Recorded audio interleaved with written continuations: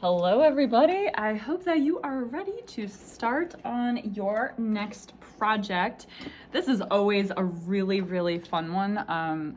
Students get really into this one, so I hope that you guys are similarly excited. So we're still in our unit on aesthetics. We did our Frank Lloyd Wright project using formalism, so for this project we're going to use emotionalism. As a reminder, emotionalism is when an artist is expressing his or herself in an artwork, and the viewer is also likely to have an emotional response to the artwork. So they're going to feel something in return. So for this project, we are going to channel our inner graffiti artist. I want to be really clear. We are not doing graffiti on anyone's property because that is illegal. But graffiti is also an entire style and something that a lot of artists do legally, like in spaces designated by cities in order to express themselves. So this is the style. I do not condone actual graffiti on someone else's property, to be clear. So again, just like with the last project, I want you to imagine yourself as a street artist. So for this project, you're a street artist who has been invited to be involved in a public art display. This display will be a wall showing the tags and signatures of local street artists. So the tag is the graffiti artist's signature, and it might be like a nickname and done in a certain style. So we'll talk about that more in a little bit. So you'll create your own graffiti tag that expresses who you are. Use what we learned about emotionalism in order to express yourself with the colors and design of your tag.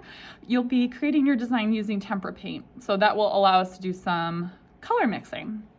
All right, so your painting and accompanying artist statement will act as your proposal for this project and will determine whether or not your artwork will be included in the public display. So again, this is how it works in the art world. This is how artists get their jobs. They have to come up with different ideas, submit a proposal in order to get picked for various projects. So this is how artists get their jobs. So you'll be graded on thinking creatively because of course it's going to be really important for you to come up with something creative, something in which you can express yourself in your own unique way.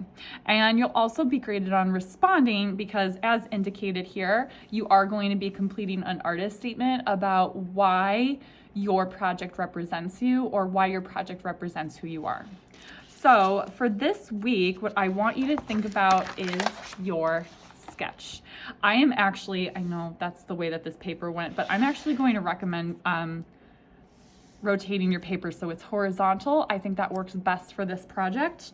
Another resource that I have for you is a couple different alphabets in different graffiti styles. You do not have to use these, but if you're stumped because you want to go beyond the typical bubble letter or block letter, you want to have a very specific style. So there are, that's upside down. There are 2 pages of this. So go ahead and take a look at these. And if you're inspired, you can use them or adopt them for some of your letters.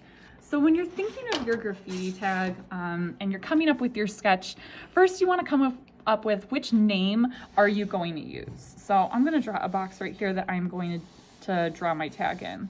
So what name are you going to use? It can be your first name, it can even be your last name, it can be, an appropriate nickname that you might have. So surprising absolutely nobody, I am going to use Stuve, and I hope that you are ready to hear the story of why Stuve as a nickname is a thing.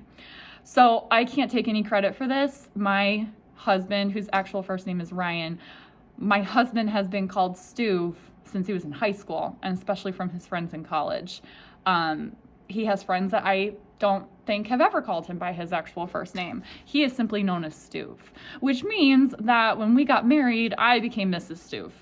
To the point where when we entered into the reception hall at the wedding, there was just a big cheer of Stuve, like in the background, and that was thanks to all of his friends from college. So the reason why I'm using this, just embrace it. Maybe you have one of those funny nicknames that like your family or some of your friends gave you, and you're like, why are they calling me this? Personally, I found it better to just embrace it. We've gotten wedding invitations even addressed to Mr. and Mrs. Stuve with like 6 U's. So There's no use fighting it. I'm gonna do Stuve.